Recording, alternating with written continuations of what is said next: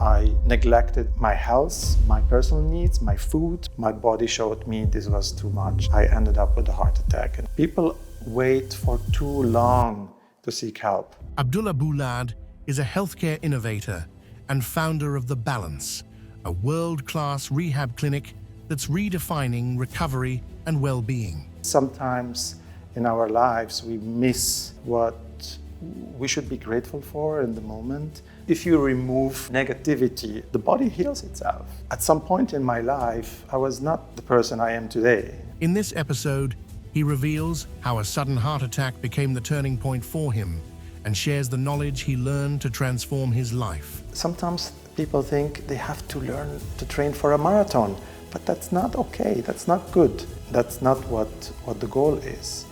The goal is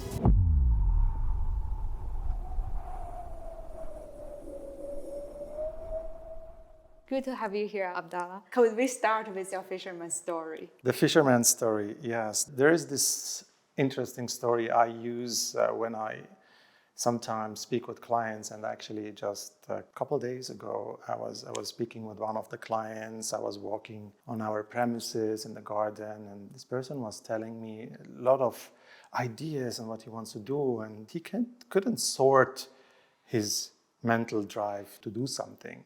And then I told him, and with that question, I explained the story, which is the fisherman's story known out there. There was once a little fisherman in a little village. Every day went to a river and was fishing one fish after another, and he was happy, went home, and so on.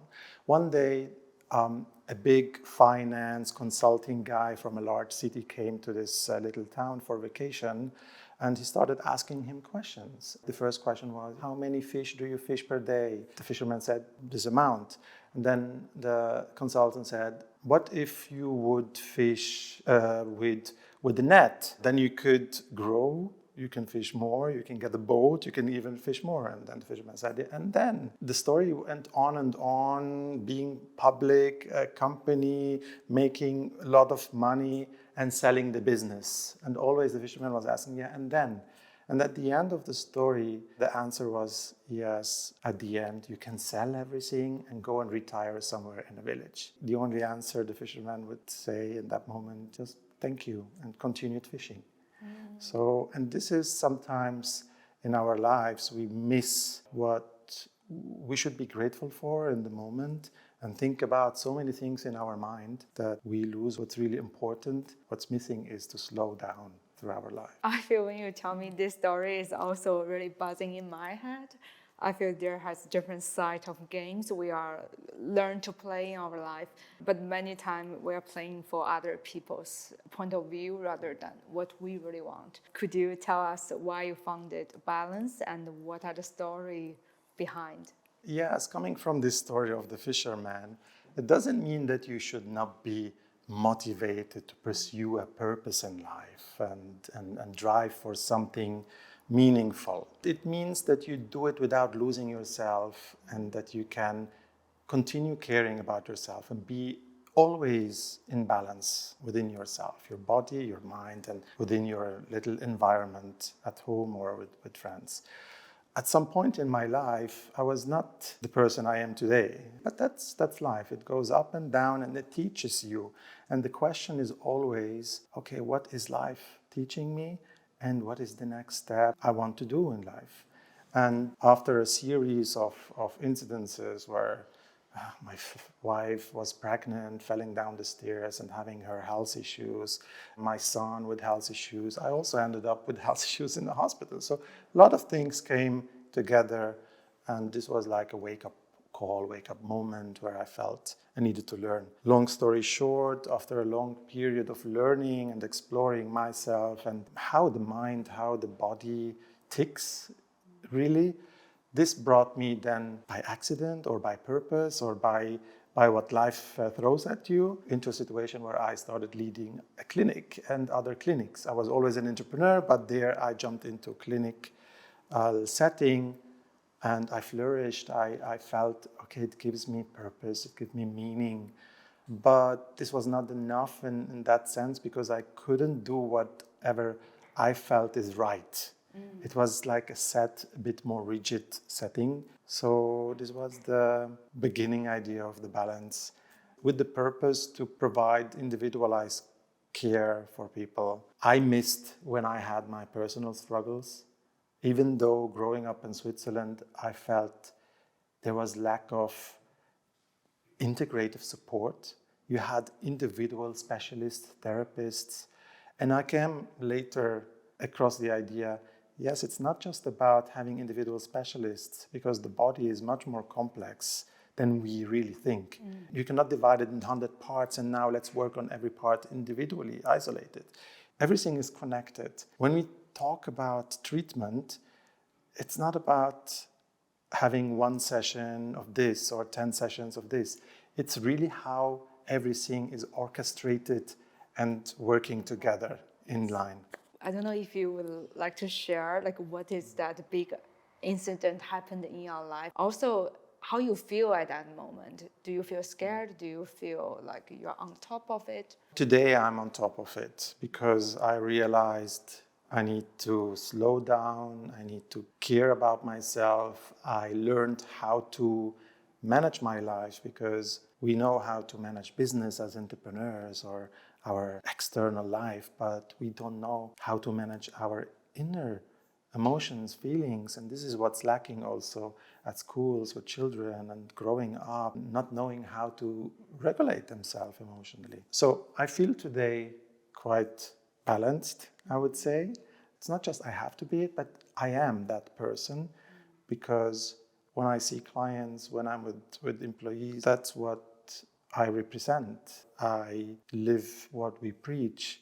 Otherwise, it wouldn't be authentic. And authenticity, it was always the key thing to me. I like to surround myself by people who are authentic, who are compassionate about what they do. But going back to your question, when it all started, it was kind of a draining moment. I felt like without energy. I needed to give so much energy to everything around me, to my children, to my wife, to my business, to my employees, to problems, all in a very short period of time.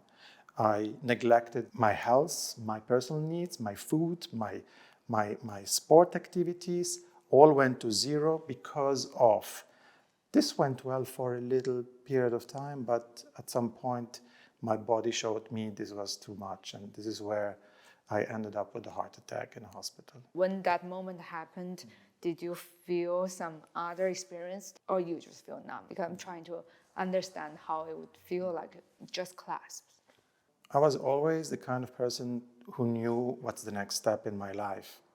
And it felt like someone took away the carpet or the foundation under me. So I was like without hold, without stability. I was lost, emotionally lost in that moment. And after that moment, what happened? Did you quit your job and then start over? Did you got idea of build a balance in one go, or you stumble into it?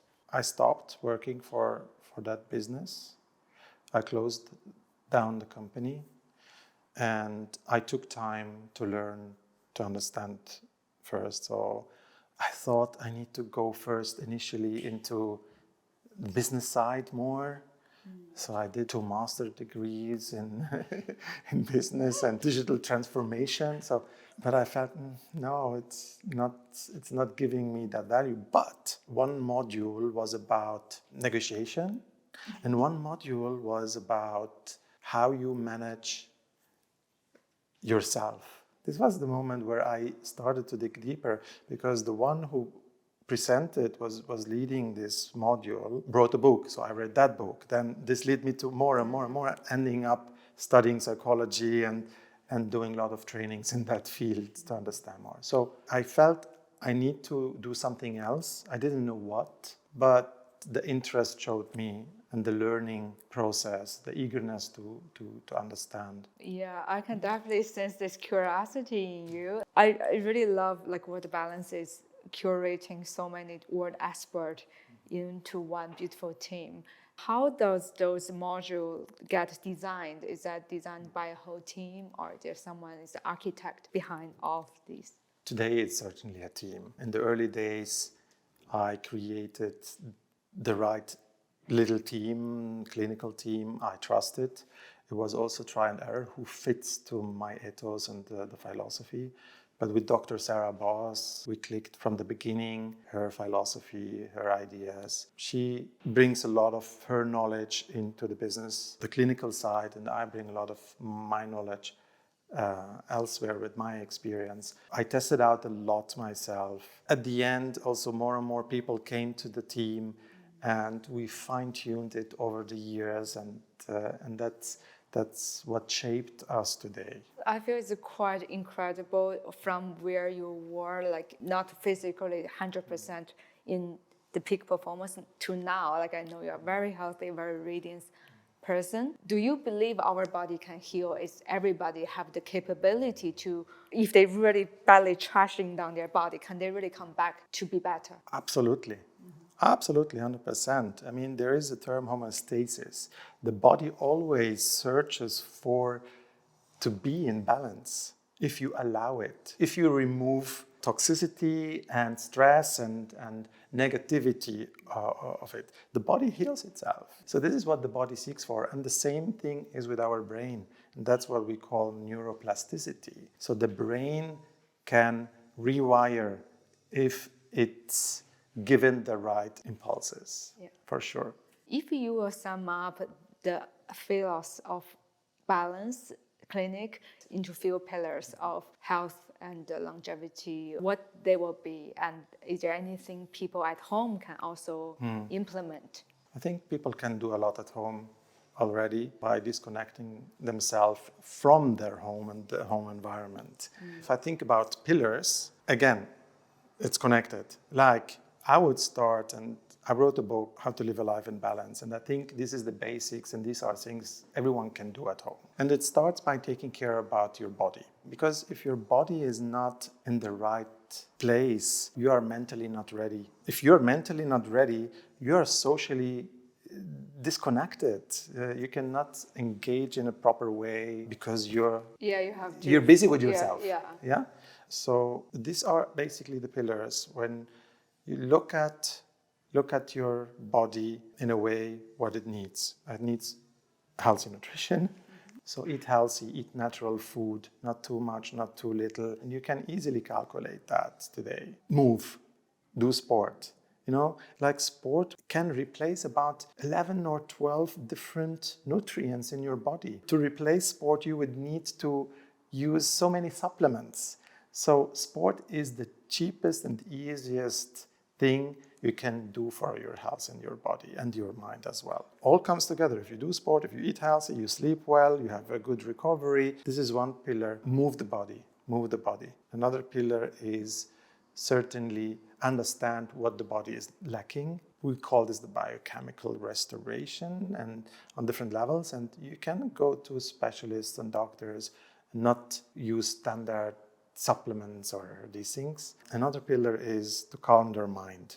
And you can combine this with movement. If you do yoga, combine it with meditation. You move the body, the stretching, the movements. Sometimes people think they have to learn to train for a marathon, but that's not okay. That's not good. You know, because training for a marathon produces a lot of cortisol in your brain, stress for the body. That's not what the goal is. The goal is to move the body slowly, avoid any pain and meditation, calming the mind. There are different types of meditation. I think you can look them up and inform yourself. I mean, another pillar is certainly care about yourself mentally. Get a therapist. Everyone should have a therapist today. A coach, whatever you want to call it. Someone who can help you through difficult moments. And you can see like so many successful people, successful entrepreneurs, they work through their struggle and they have a therapist supporting them through. Every period of their life. When you're working so close with so many clients throughout the years, what do you see are the one particular thing move the needles to causing the change in their mind or in their whole health? You know what? I don't believe in just the one single thing. But if it's the one single thing, is the decision that they need help. So they have to admit in their heart they need help and they're open for it. Yes, exactly. This is the one single thing. Everything else is the execution of it. We call this a reset. And I always tell this to anyone I see, everyone can benefit from such a program we do, including myself. I try to live it. We try to live it as a team, but think about it in any part of your life. If children finish school, are they ready for life? Have they learned? Have they learned how to manage their emotions or feelings? Maybe yes, maybe no. Depends on their environment. But a lot of traumas come from the childhood. We know that. So why not do a reset or reflect on your life and define where to move forward? You would be much more successful for the rest of your life and with less pain. And the same thing in every decade of your life, practically. And this is where I see people wait for too long to seek help until nothing works anymore, until they are numb, they don't feel anything. That's at a dangerous stage. And getting to this earlier, that's what be my suggestion. That's how I feel. I feel many times in our life we wait until the wake-up call and then we probably do something.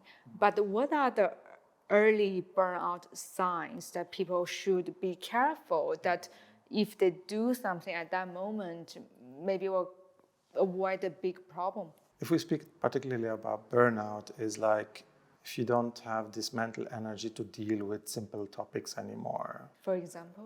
If people around you tell you something and you get angry, so the tolerance, your emotional regulation gets out of balance very quickly.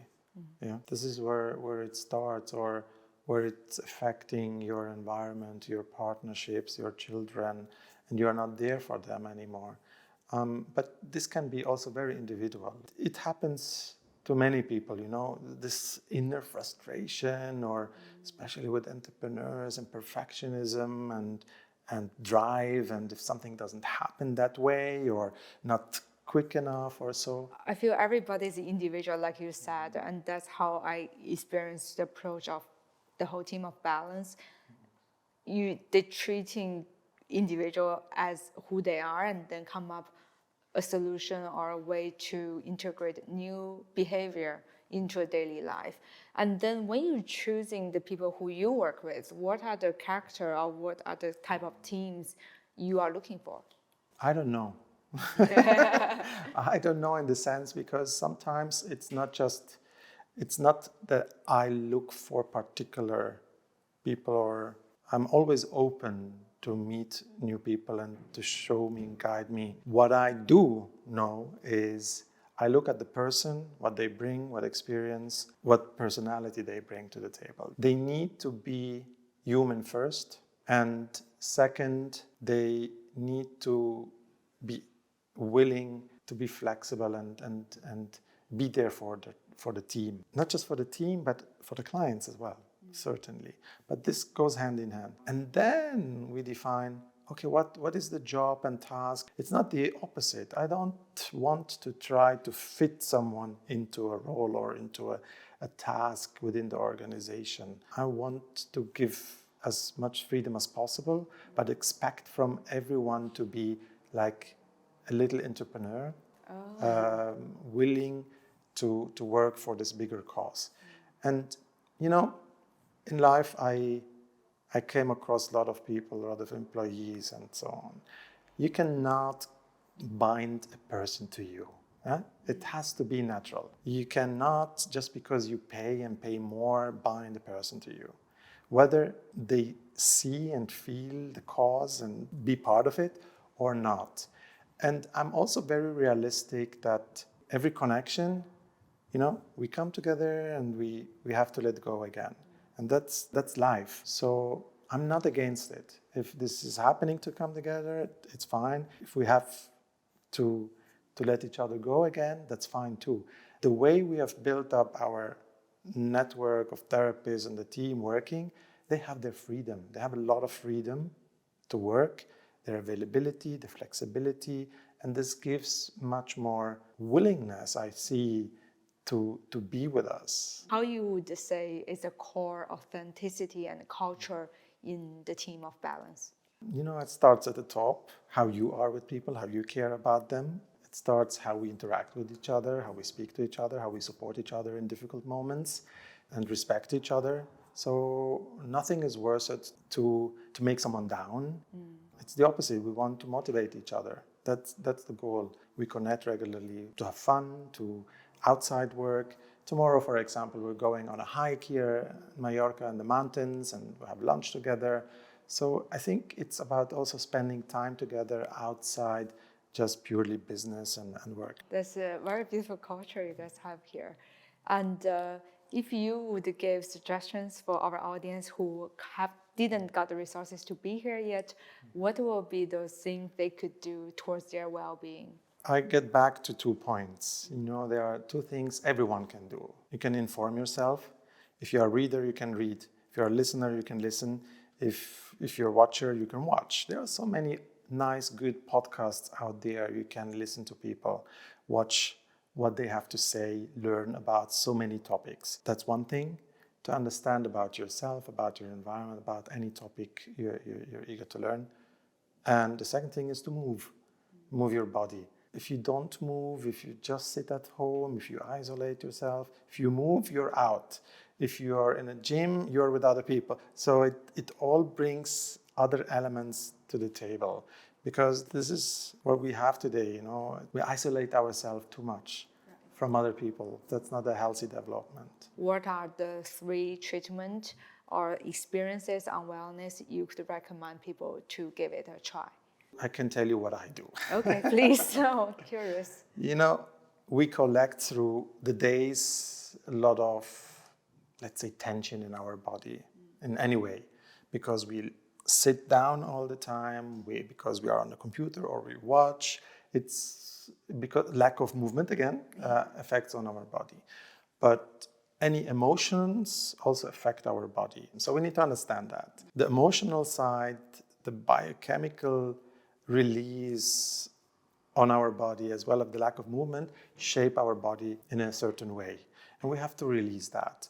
And we need to release it. What I use is like massages regularly, but there are different types of massages. You can have just a wellness massage, but also a more therapeutic thing, which releases something in your body, or an acupuncture, like a body treatments. Certainly, this is what helps me to do this regularly. Is there any cornerstone habits that you do every day you feel it's helped you the most? I run.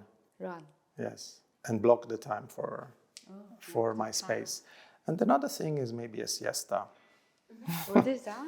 This is like a little nap in the afternoon. Oh. In Spain, you call it siesta. In summer more than in winter, but I take this time and I have it in my calendar. That's actually a good one. It's not about thinking about it, but put it in your calendar. Absolutely. That's what we all have idea to, do something, but then work happens and they quickly get filled up. You plan your calendar, your week, by seeing people, having meetings and so on. Why you don't plan your calendar with yourself? Do you have your appointments with yourself? That's what I do. Appointment with yourself. I think about, okay, what's my ideal week? And then I block this, my week. Otherwise, I would be filled up with meetings all the time. Yeah. But I don't have to allow it. And that's putting boundaries in place. Actually, from that, I have one last question. I really love your vision and what you create in Balance. And especially when you started, I imagine it must be very, very hard to put every top expert together. So what do you think have leading you to this, success in your career? Being open and eager to learn. I don't like to have this top-down approaches. Business is top-down, like you have this vision and idea and you start doing. But life is not that way. You don't have like this vision, what you want to do in life, and then you execute it. No, life happens and you have to adapt to it. And I like to go from bottom up, learning, listening, seeing clients, getting feedback, and constant little improvements are much more important than huge, now this is a new innovation. It's not how I operate or learned to operate. Just listen to feedback, learn, improve all the little bits and pieces. Well, thank you for your time today. Really enjoyed the conversation. Thank you very much to you as well. Thank you for watching the Humanware project. To help us to getting more amazing content out there, please subscribe. It means a lot and it will help us to grow. And let's go on this journey together.